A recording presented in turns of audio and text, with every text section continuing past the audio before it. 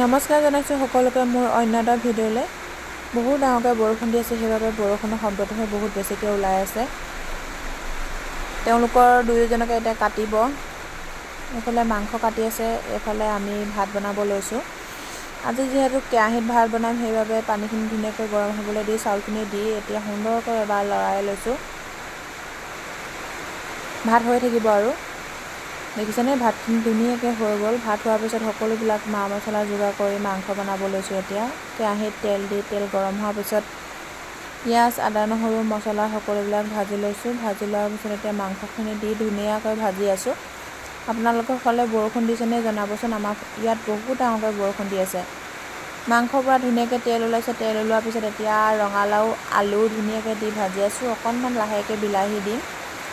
সকলোবিলাক ভাজি লোৱাৰ পাছত এতিয়া এয়া দেখিছেনে কিমান ধুনীয়াকৈ চব্জি উতলি আছে। হ'বলেই হ'ল আৰু বেছি টাইম নালাগে। এয়া প্ৰায় হ'লেই। আপোনালোকে খাবলৈ আহিব নি আমাৰ লগত? আহি যাওক, একেলগে বহি সকলোৱে মিলিজুলি খাম। দেখিছেনে আমি সৰুৰ পৰা ডাঙৰলৈকে কেনেদৰে খাই আছোঁ।